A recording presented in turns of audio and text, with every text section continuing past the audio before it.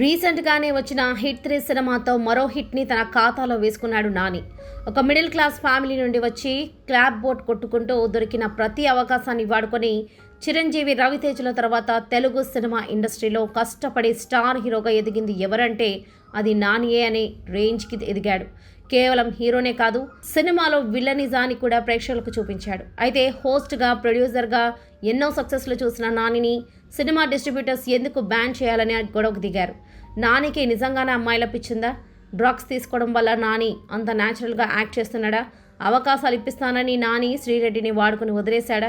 Radio జాకీగా పనిచేస్తూ కోటీశ్వరుడి మనవరాలితో love story ఎలా నడిపాడు అనే విషయాలను ఈ వీడియోలో తెలుసుకుందాం.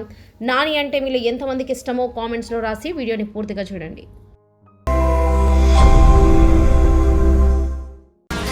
అదే అనుకుని మోసపోయారు ఇన్నెళ్ళు జనం. మీకు చూపిస్తా ఒరిజినల్. తెలుగు సినిమా ఇండస్ట్రీలో ఏ సపోర్ట్ లేకుండా కష్టపడి స్టార్ హీరోలుగా ఎదిగిన వారంటే మనందరికీ చిరంజీవి, రవితేజల పేర్లే గుర్తుకొస్తాయి. అయితే వీరిలాగానే కష్టపడి సినిమా ఇండస్ట్రీకి వచ్చి దొరికిన ప్రతి అవకాశాన్ని వాడుకొని తన సొంత టాలెంట్ తో స్టార్ గా ఎదిగిన హీరో నేచురల్ స్టార్ నాని. తన మొదటి సినిమాతోనే సక్సెస్ అందుకొని వరుసగా 8 హిట్స్ అందుకున్న హీరోగా నాని రికార్డ్ కొట్టాడు. అయితే తన నటనతో, తన కామెడీ టైమింగ్ తో అందరినీ అలరించిన నాని ఒక క్లాప్ బాయ్ నుండి స్టార్ బాయ్ గా ఎలా ఎదిగాడు? ఉదయ్ కిరణ్ వద్దన్న సినిమాని నాని ఎందుకు చేయాల్సి వచ్చింది? కోటీశ్వరుడు మనవరాలితో నాని లవ్ స్టోరీ ఏంటి? అవకాశాలు ఇప్పిస్తానని నాని అంతమంది అమ్మాయిలను వాడుకున్నాడా? నాని పేరు చెబితేనే శ్రీరెడ్డి ఎందుకు అంత సీరియస్ అవుతుంది? మా ఊళ్ళో ఒక నాని అనే ఒక ఎదవ ఉన్నాడు. ఓకే, ఆడికి అమ్మాయిల పిచ్చి. డిస్ట్రిబ్యూటర్స్ నాని సినిమాలను ఎందుకు బ్యాన్ చేయాలనుకున్నారు అనే విషయాలను తెలుసుకోవాలంటే ఈ వీడియోని ఎక్కడా స్కిప్ చేయకుండా చివరి వరకు చూడండి. నాని 1984 ఫిబ్రవరి 24న కృష్ణా జిల్లా లోమి చెల్లపల్లిలో రాంబాబు, విజయలక్ష్మి దంపతులకు జన్మించాడు. నాని అసలు పేరు గంటా నవీన్ బాబు. చిన్నప్పటి నుండి అందరూ నాని నాని అని పిలవడంతో అసలు పేరుకి బదులు ఈ పేరు స్థిరపడిపోయింది.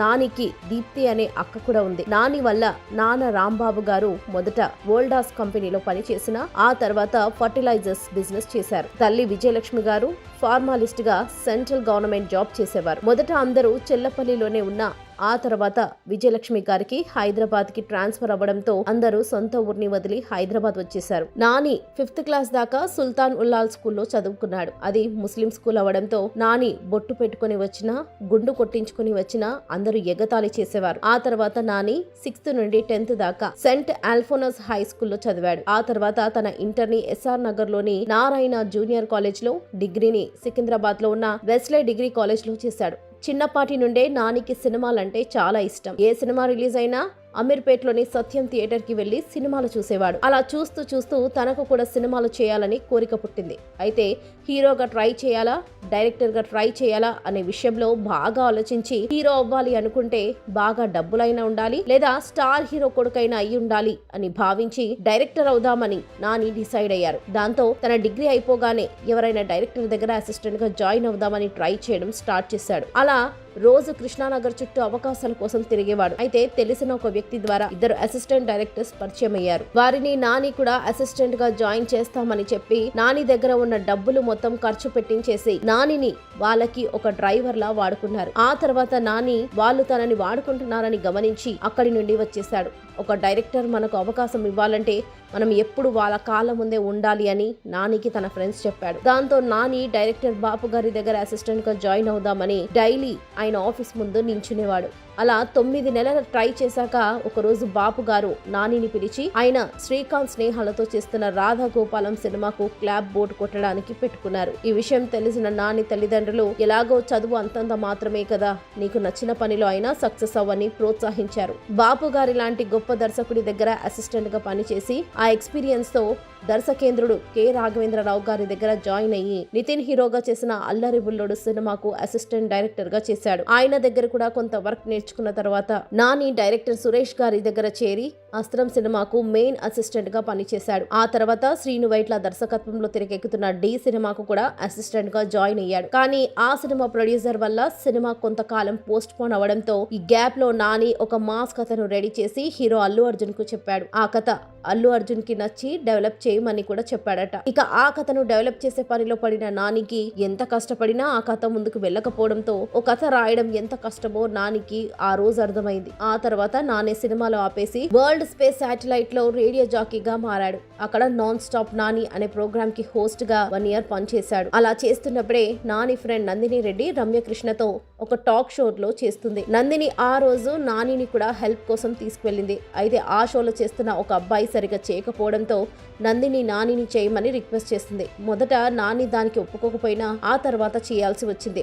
అక్కడ నాని యాక్టింగ్ చూస్తున్న రమ్యకృష్ణ గారు చాలా బాగా చేశామని మెచ్చుకున్నారు. ఆ షో రీల్ ని ఎడిట్ చేస్తున్నప్పుడే నందిని రెడ్డి గారి ఫ్రెండ్స్ ఇంద్రగంటి మోహన్ కృష్ణరావు గారు అక్కడికి వచ్చి నాని యాక్టింగ్ ని చూశారు. దాంతో తను తీయబోయే అష్టచమ్మ మూవీకి నాని కరెక్ట్ గా సరిపోతాడని నందిని ద్వారా నాని కాంటాక్ట్ అయ్యి ఆడిషన్ కు పిలిపించాడు. మొదట నానిని ఆనంద్ క్యారెక్టర్ కి తీసుకుందాం అనుకున్నా నాని చాలా న్యాచురల్ గా యాక్ట్ చేస్తుండడంతో ఆ సినిమాలో మెయిన్ రోల్ అయిన రాంబాబు క్యారెక్టర్ ని నానికిచ్చారు. ఆనంద్ క్యారెక్టర్ ని అవసరాల శ్రీనివాస్ కి ఇచ్చారు. మొదట ఈ సినిమాలో వీరిద్దరికి బదులుగా ఉదయ్ కిరణ్ ని గోపీచంద్ ని అడిగారు. కానీ వీరిద్దరూ తమకు ఈ సీన్ సెట్ అవ్వదని రిజెక్ట్ చేశారు. ఇక ఆ సినిమాలో హీరోయిన్ గా కలర్స్ ప్రోగ్రామ్ లో చేసిన స్వాతిని సెలెక్ట్ చేసి చాలా త్వరగా షూటింగ్ కంప్లీట్ చేశారు. ఇక ఇది చిన్న సినిమా కావడం, అందరూ కొత్త వాళ్ళే అవడంతో సినిమాను ఏ హడావిడి లేకుండా కొంచెం పబ్లిసిటీ చేసి రిలీజ్ చేయాలని అందరూ అనుకున్నారు. ఇలా ఈ సినిమా ప్రీమియర్ షోస్ ని మొదట విశాఖపట్నం, విజయవాడ, తిరుపతిలలో ఏర్పాటు చేశారు. ఆ షోస్ కి ఆడియన్స్ నుండి మంచి రెస్పాన్స్ రావడంతో సినిమాను సెప్టెంబర్ 5న 2008లో రిలీజ్ చేశారు. అయితే సినిమా యూనిట్ మొత్తం ఈ సినిమా చూడడానికి హైదరాబాద్ లో ఉన్న బ్రహ్మరాంబ థియేటర్ కి వెళ్లారు. కానీ నాని మాత్రం మొదట తను ఎన్నో సినిమాలు చూసిన సత్యం థియేటర్ కి వెళ్లి అక్కడ తన పోస్టర్ ని చూసి ఎంతో ఆనందపడి ఆ తర్వాత బ్రహ్మరాంబ థియేటర్ కి వెళ్లాడు. అలా అష్టచమ్మ సినిమా రిలీజ్ అయిన ప్రతి చోట మంచి టాక్ తెచ్చుకొని సూపర్ హిట్ అయింది. ఆ తర్వాత 2009లో రైట్, స్నేహితుడా వంటి మూవీస్ తో వరుస సక్సెస్ లో అందుకున్న నాని 2010లో చేసిన భీమిలి, కబడ్డీ జట్టు సినిమాతో మంచి నటుడిగా గుర్తింపు తెచ్చుకున్నాడు. అప్పుడు తన ఫ్రెండ్ నందిని రెడ్డి నానికి ఒక స్టోరీ చెప్పి ఒప్పించింది. కానీ ఆ సినిమాకు ప్రొడ్యూసర్ కష్టాలు వచ్చాయి. ఆ కథ విని హీరోగా నాని పేరు విన్న ఏ ప్రొడ్యూసర్ నందినితో సినిమా చేయడానికి ముందుకు రాలేదు. దాంతో ఆ ప్రాజెక్ట్ కొంతకాలం డిలే అవుతూ వచ్చినా ఆ తర్వాత ఒక ప్రొడ్యూసర్ దొరికి సినిమా స్టార్ట్ చేశారు. ఈ సినిమానే అలా మొదలైంది. హీరోయిన్ నిత్యా మీనన్ ఈ సినిమాతోనే తెలుగు ఇండస్ట్రీకి పరిచయం అయింది. ఇలా అలా మొదలైంది సినిమా ఏ అంచనాలు లేకుండా రిలీజ్ అయి నాని యాక్టింగ్, నందిని టేకింగ్ తో సూపర్ హిట్ అయింది. ఆ వెంటనే నాని మళ్ళీ నిత్యా మీనన్తో కలిసి తమిళంలో వెప్పం అనే సినిమా చేశాడు. అయితే ఈ సినిమా అంతగా ఆడలేదు. కానీ ఆ తర్వాత జి అశోక్ డైరెక్షన్ లో వచ్చిన పిల్ల జమీందార్ సినిమాతో నాని సూపర్ డూపర్ హిట్ అందుకొని యాక్టర్ గా కెరియర్ లో మరో మెట్టెక్కాడు. దాంతో నానికి జక్కన్న రాజమౌళి చేస్తున్న ఈగా సినిమాలో హీరోగా చేసే ఛాన్స్ దొరికింది. అయితే ఇది చాలా చిన్న క్యారెక్టరే అయినా నాని తన నటనతో ఉన్న కాసేపు అందరినీ ఆకట్టుకున్నాడు. అలా వరుస హిట్స్ మీదున్న నానికి గౌతమ్ మీనన్ డైరెక్షన్ లో చేసిన ఎటో వెళ్ళిపోయింది మనసు సినిమా బ్రేక్ వేసింది. ఇక ఆ తర్వాత వరుసగా పైసా, జెండాపై కపిరాజు, ఆహా కళ్యాణం సినిమాలు కూడా బాక్స్ ఆఫీస్ వద్ద ఫెయిల్ అయ్యాయి. ఇలా వరుస ఫెయిల్యూర్స్ లో ఉన్న నానికి నాగ్ అశ్విన్ డైరెక్షన్ లో వచ్చిన ఎవడే సుబ్రహ్మణ్యం సినిమా ఆడియన్స్ నుండి డీసెంట్ టాక్ తెచ్చుకొని ఒక మంచి సినిమాగా పేరు తెచ్చింది. ఇక ఆ వెంటనే నాని డైరెక్టర్ మారుతితో చేసిన భలే భలే మగాడివో ఈ సినిమా సూపర్ హిట్ అయి నానిని స్టార్ హీరో రేంజ్ కి తీసుకువెళ్ళింది. ఈ సినిమాతో నానికి నేచురల్ స్టార్ అనే ట్యాగ్ కూడా వచ్చింది.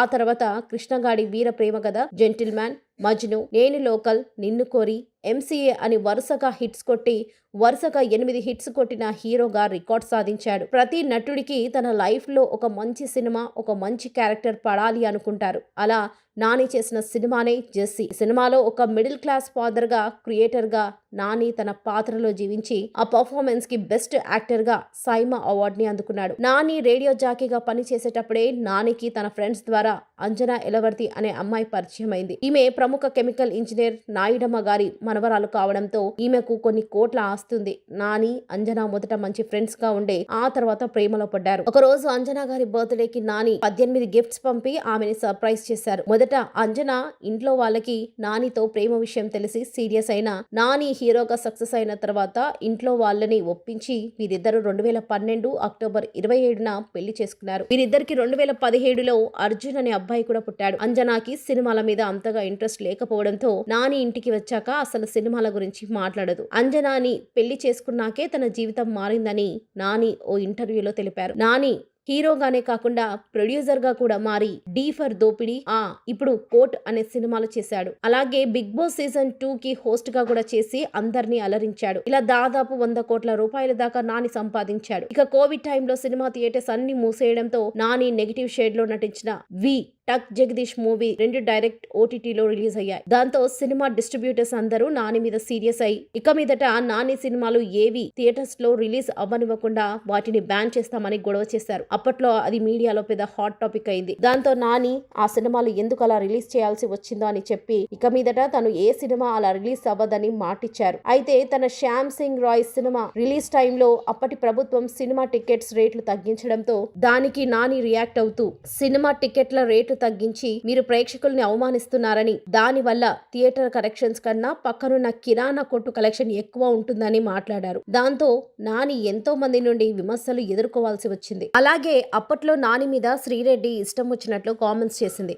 నాని విపరీతంగా డ్రగ్స్ తీసుకుంటాడని, కొత్త హీరోయిన్స్ ని అవకాశాలు ఇప్పిస్తానని వాడుకుంటాడని, తనని కూడా అలాగే మోసం చేశాడని శ్రీరెడ్డి మీడియాతో చెప్పింది. తనకి బిగ్ బాస్ లో అవకాశం వచ్చినా తన పలుకుబడితో నాని దాన్ని తనకు రాకుండా చేశాడని కూడా శ్రీరెడ్డి తెలిపింది. ఇలా శ్రీరెడ్డి నానిపై ఛాన్స్ దొరికినప్పుడల్లా రెచ్చిపోయేది. కానీ నాని మాత్రం అవన్నీ పట్టించుకోకుండా సినిమాల మీదే తన దృష్టంతా పెట్టాడు. అలా 2023లో నాని చేసిన దసరా మూవీ సూపర్ హిట్ అయ్యి 100 కోట్లు కలెక్ట్ చేసి నానికి మంచి మాస్ ఇమేజ్ తెచ్చిపెట్టింది. ఆ వెంటనే హాయ్ నానా, సరిపోద శనివారం సినిమాలతో హ్యాట్రిక్ అందుకున్న నాని ఇప్పుడు హిట్ 3 పారడైజ్ సినిమాలతో అతి త్వరలో మన ముందుకు రాబోతున్నాడు. ఆ సినిమాలు కూడా మంచి విజయాలను సాధించి నానికి మంచి పేరు తీసుకురావాలని మనమందరం ఆశిద్దాం. సో ఇది ఫ్రెండ్స్, నాని గురించి మీరేమనుకుంటున్నారో మీ అభిప్రాయాన్ని కామెంట్స్ లో తెలియజేయండి. ఈ వీడియో కనుక మీకు నచ్చినట్లయితే ఒక లైక్ చేసి ఇలాంటి వీడియోస్ కోసం మా ఛానల్ ని సబ్స్క్రైబ్ చేసుకోండి.